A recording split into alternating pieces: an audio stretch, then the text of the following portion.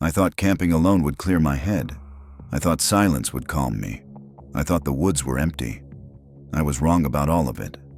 Something followed me that night. Something patient.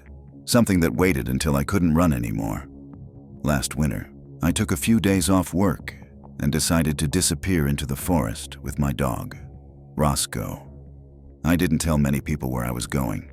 I just wanted distance from noise, phones, conversations, everything.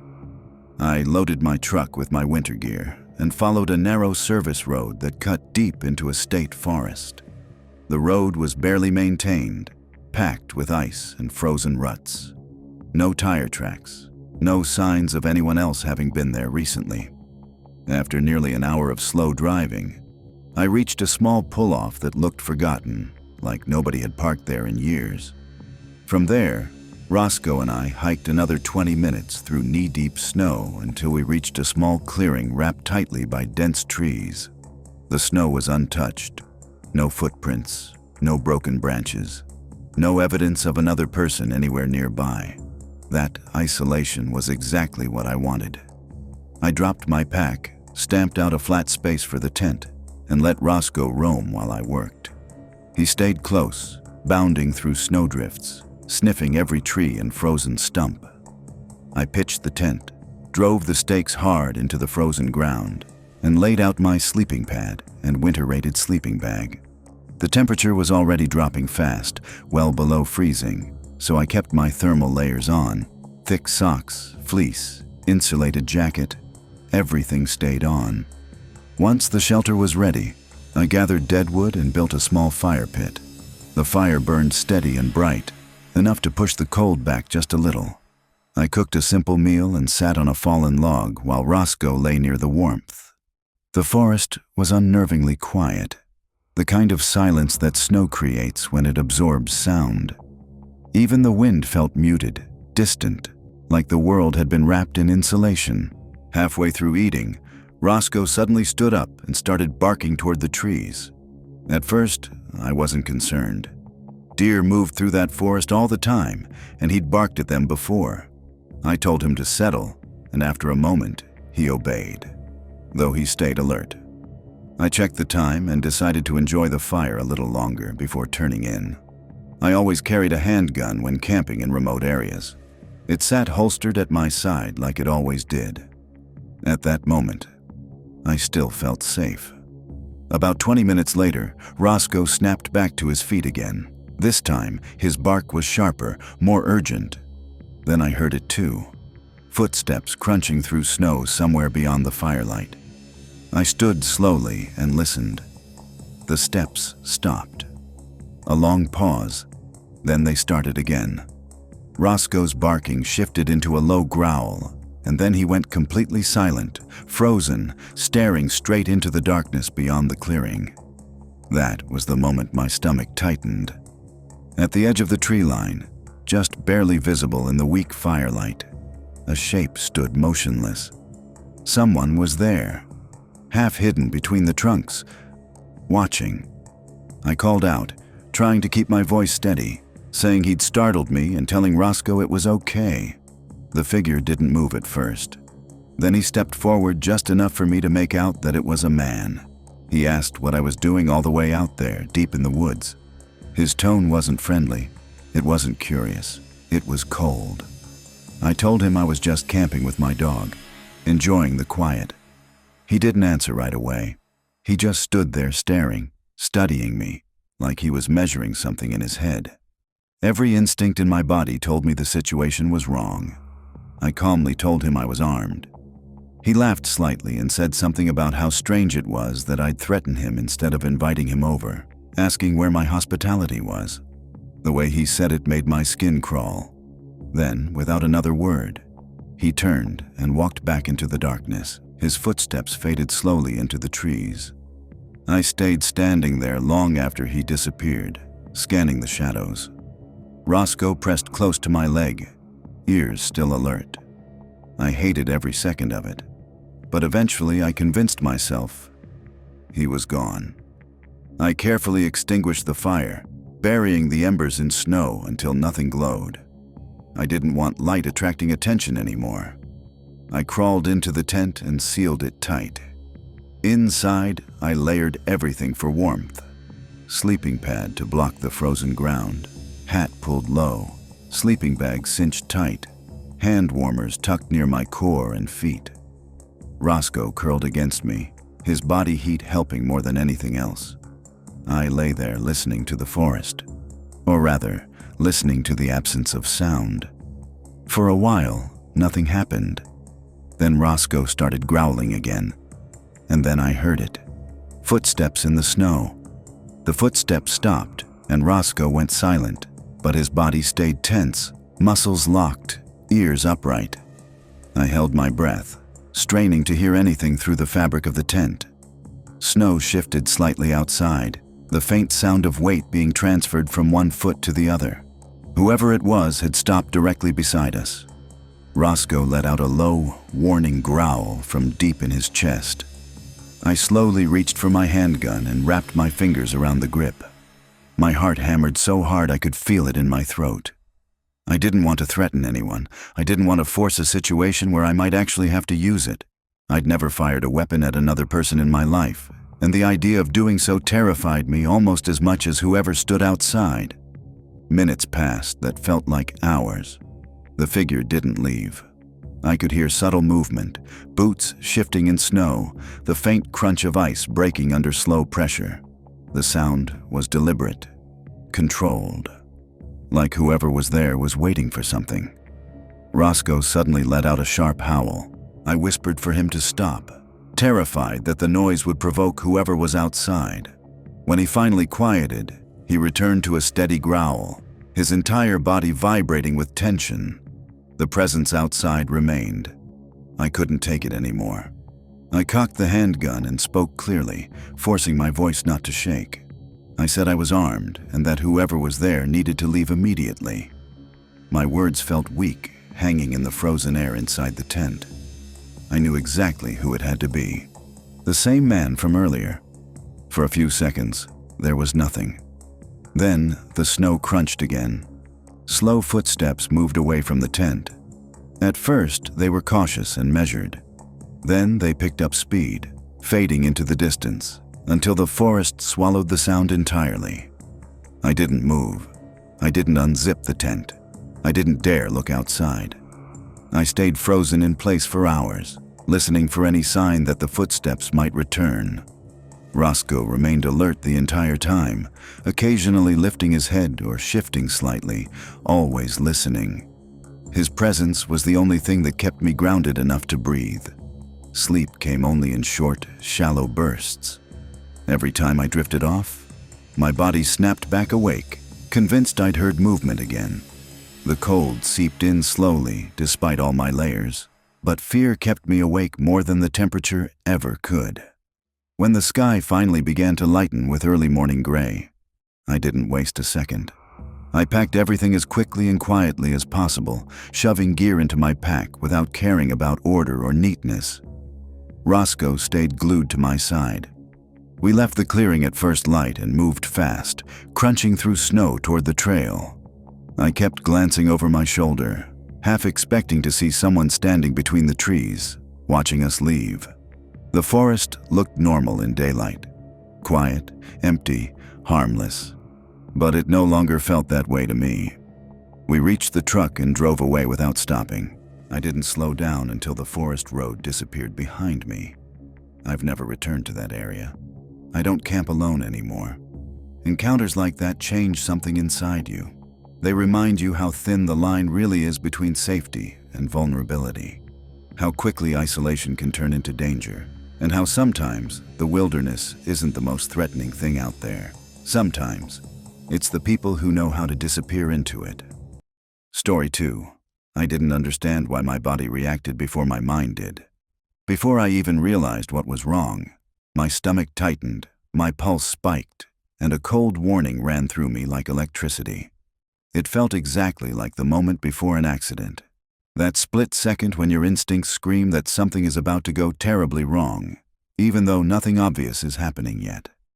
That was the feeling I had the first time I saw him, and I had no idea that by the end of that weekend, he would follow me into my sleep. It was early July when I drove up from southern Florida to visit an old friend named Ryan. We hadn't seen each other in years, and he was temporarily living in Charleston while finishing an internship for his law program.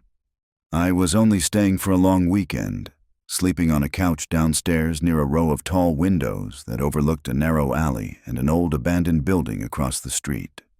The drive was easy, the weather was perfect, and everything felt relaxed and familiar when I arrived.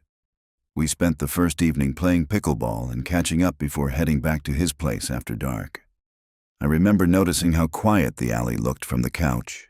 Dim lights, brick walls, narrow passageways that twisted out of sight. It felt like the kind of place where sound traveled strangely at night. The next day we wandered through the main market downtown. It was crowded, loud, full of tourists and street noise. Eventually, we drifted toward the docks near the water, where the crowd thinned out slightly. That's when I saw him. A man wearing a full wedding suit was moving slowly along the road near the waterfront. Black suit jacket, crisp white shirt, perfect bow tie, polished dress shoes. His clothes looked freshly pressed, spotless, completely out of place for the heat and chaos around him. His hair was long, thick, and curly, falling past his shoulders. His skin was sun-tanned, but his expression looked empty, disconnected, like he wasn't fully present in the world around him. The strange part wasn't just his appearance. It was the way he moved. He didn't walk normally. His steps were slow, slightly uneven, almost drifting rather than stepping, like his body was following a delayed signal from somewhere else. The crowd behind us was loud and busy. Yet he moved completely alone through the open street as if surrounded by an invisible bubble. He didn't look at anyone. He didn't react to noise. He looked like he was passing through a different version of the same world. Something in me immediately tightened. Without even thinking about it, I grabbed Ryan's arm and quietly told him we weren't crossing the street. He glanced at me confused, but followed my lead as we turned sharply and walked deeper into the city instead. I picked up the pace without realizing it. The man was moving so slowly that we quickly created distance. I told Ryan that something about that guy felt wrong. He didn't look homeless, drunk, or lost. His suit was too clean, too deliberate, too intentional. Ryan agreed. There was something unsettling about him that didn't fit the environment at all. We kept walking and tried to shake it off. A few streets later, in another busy part of downtown, we paused near a storefront window. That's when I felt that same tightening in my chest again. I looked up instinctively. He was there. The same man, same suit, same slow, detached movement. He was now diagonally across the street from us, far enough away that there was no obvious way he could have reached that spot without passing directly by us. It made absolutely no sense. We hadn't stopped long.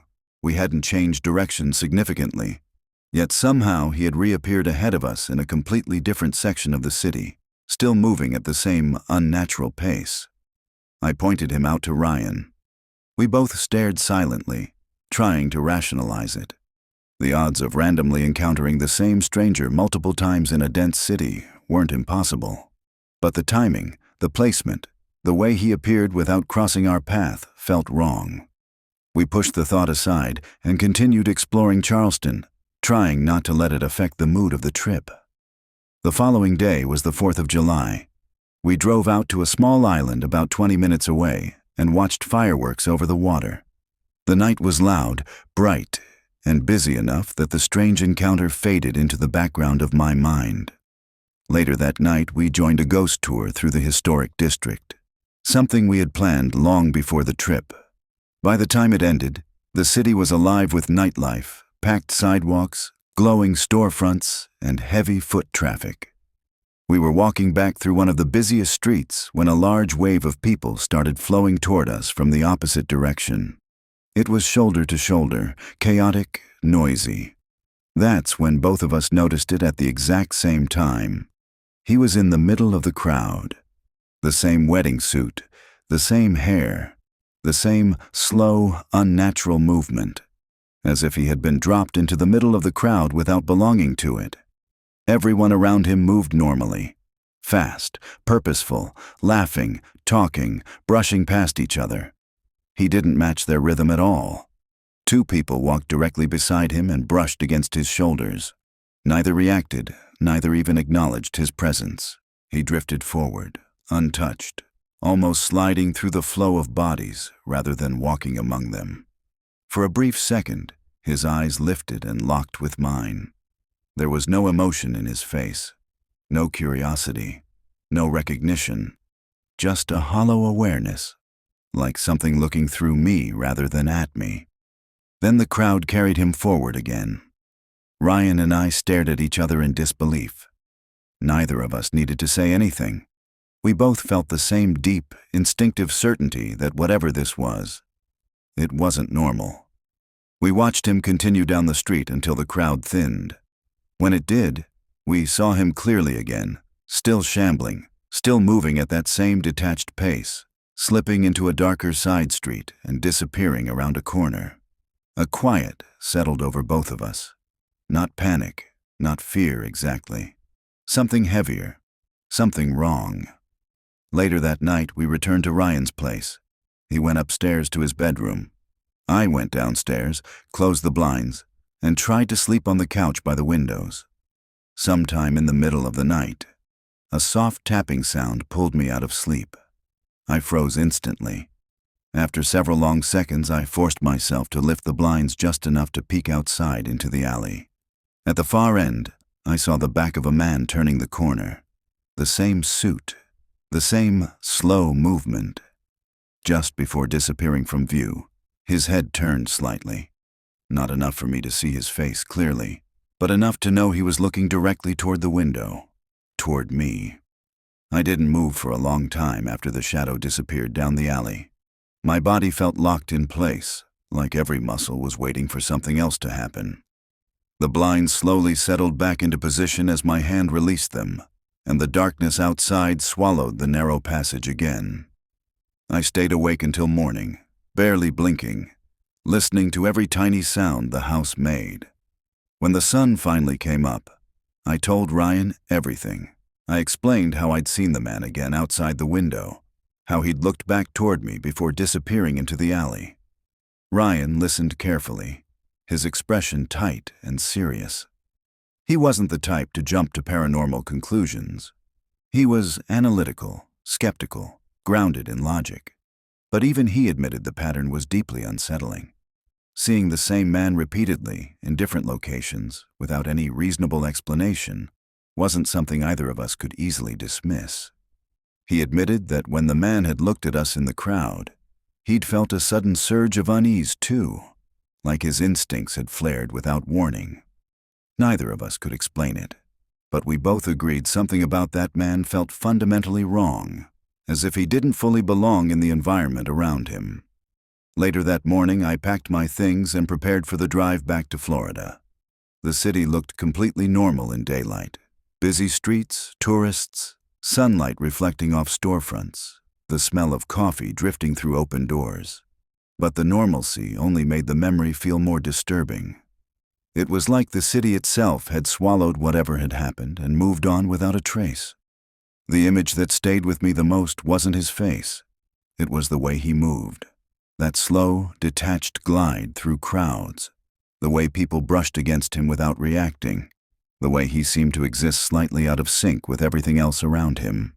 And most of all, the way he appeared in places he logically shouldn't have been able to reach. For weeks afterward, I kept catching myself scanning crowds unconsciously, searching for that same unnatural rhythm of movement. Any time I saw someone wearing formal clothing out of place, my pulse spiked before I could stop it. My dreams became restless, filled with endless streets and faceless figures drifting past me in slow motion. Ryan and I talked about it occasionally over the following months. Neither of us could ever come up with a satisfying explanation. Maybe it was coincidence. Maybe it was someone mentally unwell wandering the city. Maybe our memories exaggerated the details over time. But deep down, neither of us truly believed that. There was something about the way our instincts reacted. Immediate, sharp, undeniable. that told us we had encountered something that didn't operate by normal rules. Something that moved through space and crowds differently than people should. What frightened me the most wasn't the idea that he was dangerous.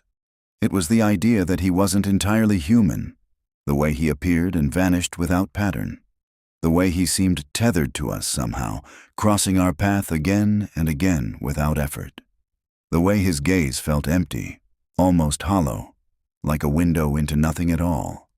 Sometimes I still think about that alley at night, about the tapping sound on the glass, about the moment I lifted the blind and saw him turning the corner, already leaving, already disappearing, as if he'd only stopped by long enough to remind me he was still there, still watching, still moving somewhere just beyond my understanding.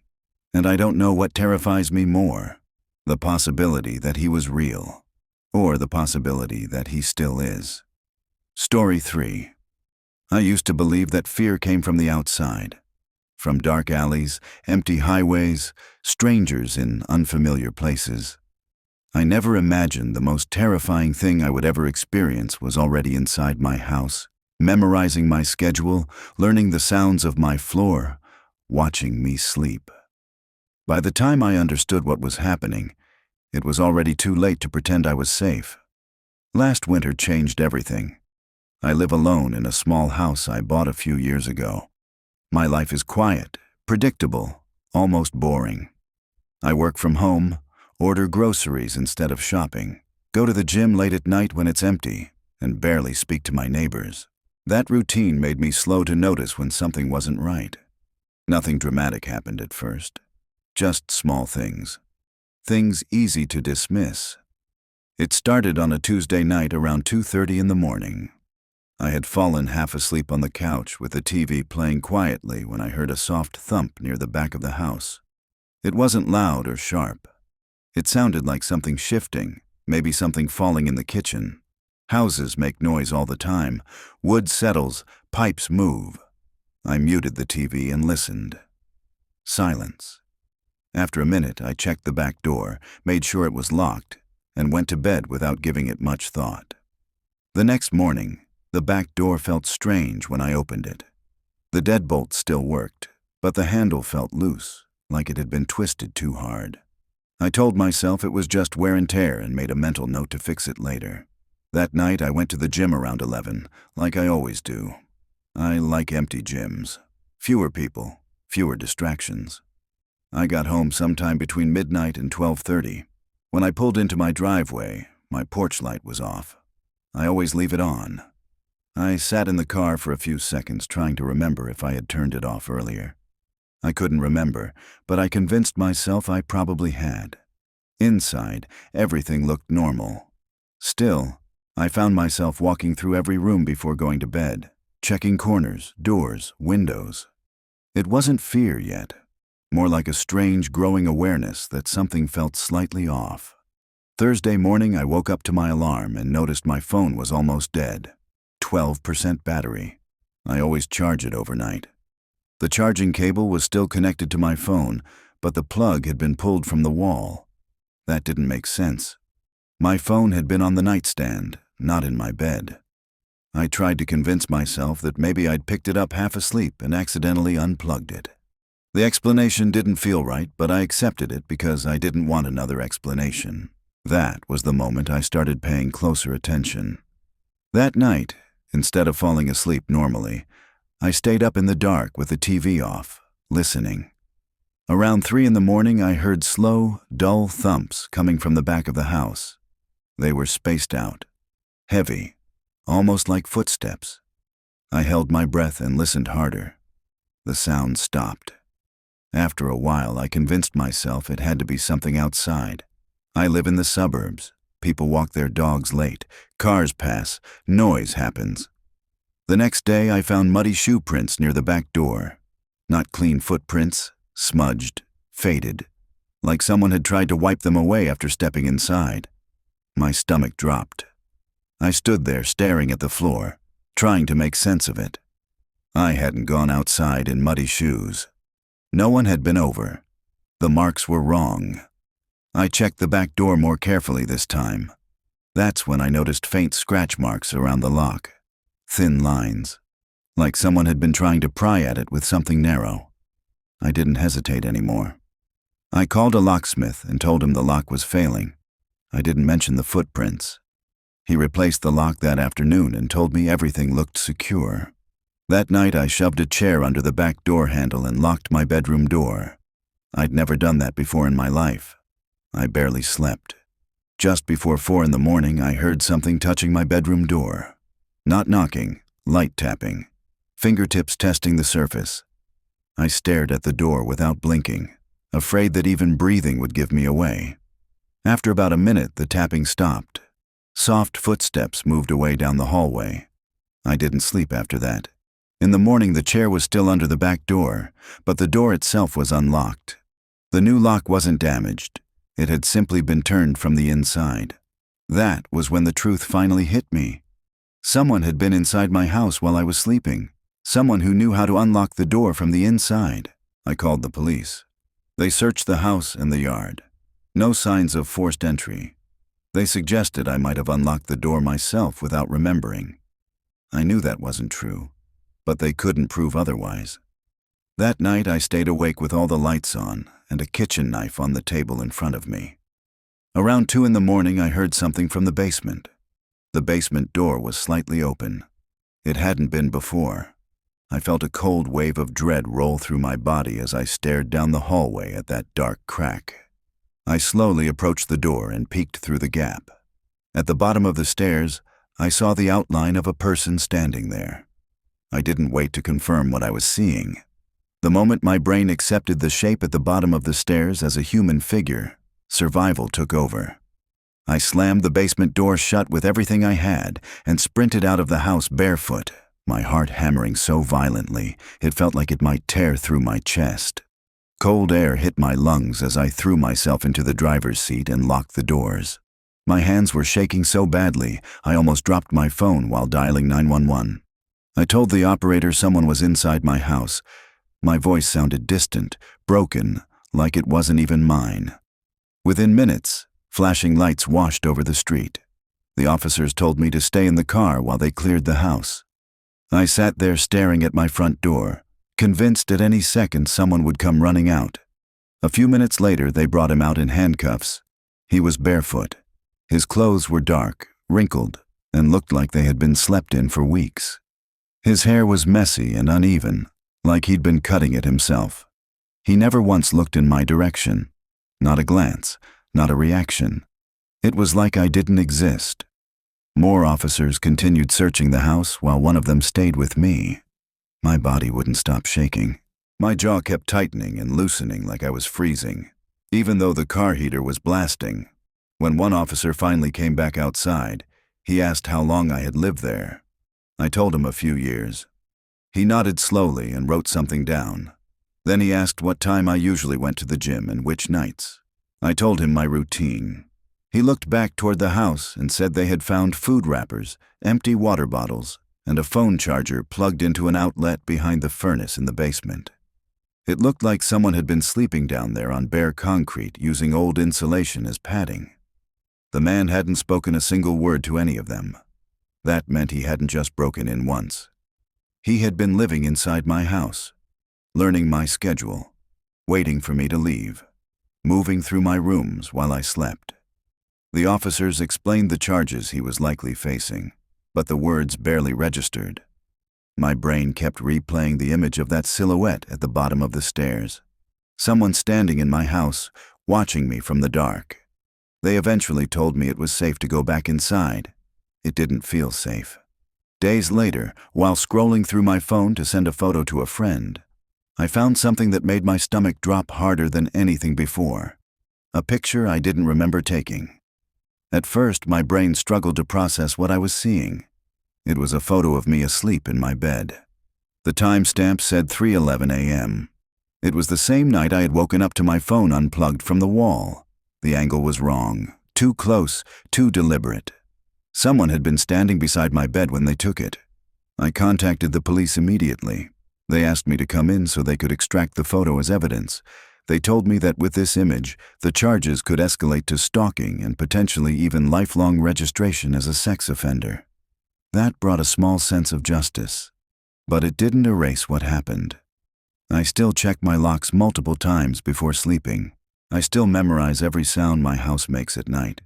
I still feel a tight knot in my chest whenever I walk past the basement door. Some fears don't fade when the danger is gone. They settle into your nervous system and stay there. I used to believe home was the safest place in the world. I don't believe that anymore. Story 4. I used to think silence meant peace. That was before I learned the difference between quiet and empty. Graywood was never meant to be a permanent stop. It was a town you passed through on your way somewhere better. A thin stretch of road, a few tired buildings, a gas station that closed too early, and forests pressing in from every direction like they were slowly reclaiming the place. I only planned to stay for a month, just long enough to finish a freelance project, save a little money, and get back on my feet after the breakup. I rented a small cabin on the edge of town. Cheap, isolated, exactly what I wanted. The owner was an older man named Harris. He spoke softly, avoided eye contact, and insisted on giving me the keys in the middle of the afternoon, even though I told him I wouldn't arrive until evening. "Make sure you keep the porch light on at night," he said as he handed me the keys. I laughed lightly. "To scare animals away?" He hesitated, just for a fraction of a second. "No," he said, "so you can tell when it goes out." I didn't ask what he meant. I should have. The cabin itself looked harmless enough. One bedroom, a small kitchen, a living room with a fireplace, and a narrow porch that faced the tree line. The woods began only 30 feet from the front steps, thick, tangled, and strangely dark even during the day. Tall pines blocked most of the sky, turning the area into a permanent twilight zone of shadow and filtered light. The first night passed without incident. I unpacked, made a frozen dinner, and watched mindless videos until I fell asleep on the couch. The forest outside was silent in that deep, heavy way that only remote places get. No traffic, no distant sirens, no neighbors. Just stillness. It felt calming. The second night was when the porch light went out for the first time. I noticed it while brushing my teeth. The bathroom window faced the front of the cabin, and the soft yellow glow had been lighting up the porch all evening. When I glanced up, it was gone. The porch was swallowed by darkness, the trees gradually blending into a single wall of black. I assumed the bulb had burned out. Still, Harris's words echoed in my head. "So you can tell when it goes out." I finished brushing, grabbed a flashlight from my bag, and stepped onto the porch. Cold air rushed against my skin. The bulb was intact. Not broken, not loose. I flicked the switch inside the doorway. Nothing. Dead bulb. Simple explanation. I went back inside and locked the door. The light came back on 10 minutes later. I noticed it by accident while making tea. A faint glow crept across the kitchen floor, barely noticeable but unmistakable. When I looked out the window, the porch was lit again. Steady, warm, as if nothing had happened. That unsettled me more than if it had stayed dark. I checked the switch again. It was still in the on position. That night I dreamed of someone standing just beyond the edge of the porch light, not stepping into it, not moving closer, just watching from the line where light died and shadow began. The third day, I explored the town. Graywood felt older than it should have been. Buildings looked worn down but not abandoned. People moved slowly, spoke quietly, and avoided unnecessary conversation. When I mentioned the cabin to a cashier at the gas station, her smile tightened. "You're staying out past the trees?" she asked. "Just for a few weeks." She hesitated. "Make sure you keep your light on." Again. The repetition made my skin prickle. That evening, the porch light went out again. This time, I didn't go outside to check it. I waited. 5 minutes passed, then 10. The light flicked back on by itself. No sound, no flicker, just sudden illumination. I told myself it was faulty wiring. That night I heard something walking through the leaves outside the porch. Slow, careful, not heavy enough to be a large animal, but too deliberate to be wind. I stayed frozen in bed, staring at the ceiling, counting each breath until the sound faded back into the woods. The fourth night, the light stayed off. I noticed just after sunset, darkness crept up the porch railings and swallowed the steps completely. I left every lamp inside the cabin on, flooding the rooms with warm yellow light like a barrier against the outside. The forest felt closer in the dark. I sat on the couch pretending to work, my eyes constantly drifting to the front window. Nothing moved, no shadows crossed the glass, no shapes formed in the trees. Still, unease crawled under my skin like static. Around midnight, I heard a soft tap against the porch railing. Once, twice, 3 times. I didn't move. My heartbeat thudded loudly in my ears. The tapping stopped. Silence returned, thick, suffocating. A minute later, the porch light turned on. I almost cried from relief. The next morning, I found footprints in the frost just beyond the porch steps. Not deep impressions, faint disturbances where something had stood, pacing slightly back and forth. They were too distorted to identify clearly, half erased by melting frost and fallen pine needles. They faced the door. I told myself it was a deer. I stopped believing that lie when I found fingerprints on the glass. They were faint, barely visible unless the light hit them just right. Smudged marks near the center of the window, roughly at shoulder height. Too high for an animal, too deliberate to be random. Someone had been standing close enough to press against the glass. Watching, I cleaned the window and avoided looking outside for the rest of the day. That night, the power went out completely. Every light in the cabin died at once, plunging the rooms into total darkness. The refrigerator fell silent. The heater shut off. The only sound left was my breathing and the faint wind pushing through the trees. I reached for my phone flashlight.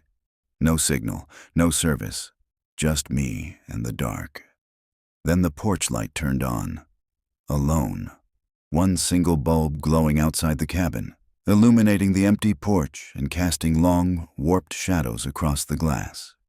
The inside of the cabin remained powerless.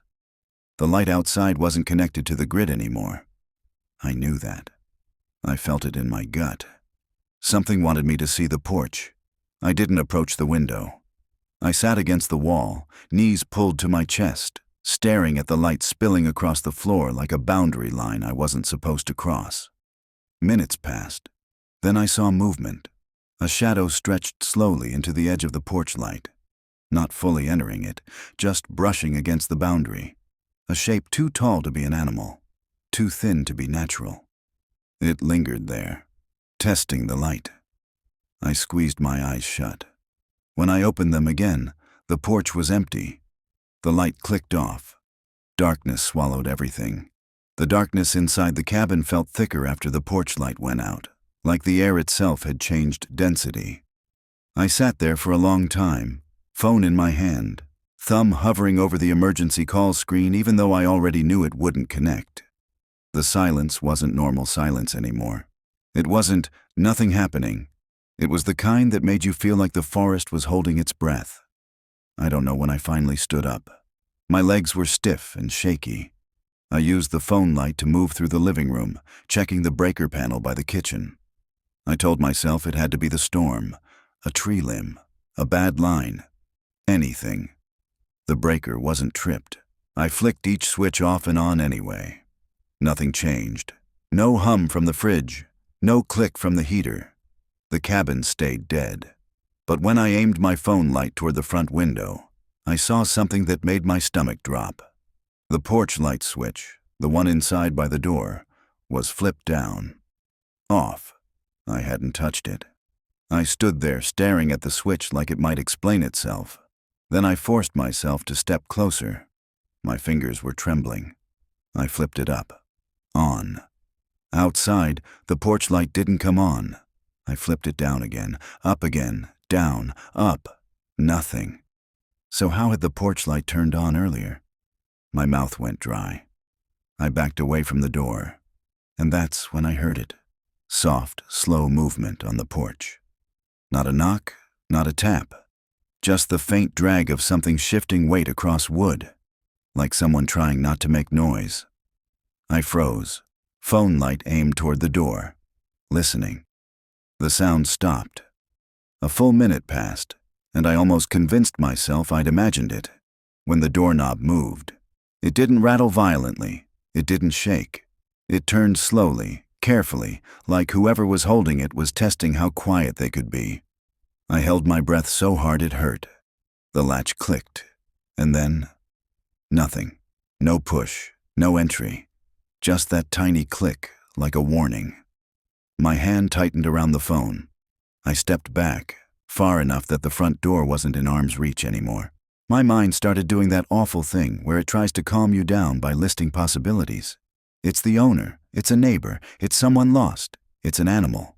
But none of those fit with a doorknob turning like that. None of those fit with the porch light switching on during a power outage. I didn't know what to do except move. Motion felt safer than stillness. I went to the bedroom, locked the door, and shoved the dresser in front of it. It wasn't heavy enough to stop someone determined, but it made me feel like I'd at least done something. Then I sat on the floor in the corner, phone light off now to conserve battery, and waited. The cabin stayed quiet for a while. Too quiet. At some point I heard footsteps again, but not outside. Inside, a faint shift somewhere in the living room. A soft thump, like a shoe sole lifting off hardwood. My blood turned cold. The front door, the windows, everything was locked. I'd checked them all earlier, hadn't I? I strained my ears, held my breath again. Another sound, closer, then a creak. One specific floorboard, the kind you notice after living somewhere for even a week. It creaked again. Whoever it was walking slowly, avoiding the louder boards, and they were doing it successfully. I pressed my palm over my mouth to stop myself from making a sound. The footsteps moved across the living room, then stopped. Silence returned. Only now it felt sharper, like a knife edge. Then I heard it. A faint scrape along the hallway wall, like someone brushing their fingers against it. My eyes burned in the dark. I didn't blink. I didn't move. I tried to make myself smaller, like that could somehow make me invisible. The scraping stopped. Then, from just outside my bedroom door, I heard a soft tap, not a knock, not a bang. A light tap, fingertips against wood. Tap, tap, tap. Slow, patient, like whoever was out there knew I was awake. Tap, tap, tap. My heart was hammering so hard I felt like it had to be audible. Then the tapping stopped. Footsteps moved away down the hall, careful and quiet. I sat there for what felt like an hour, but could have been 10 minutes. Time didn't behave normally in that cabin.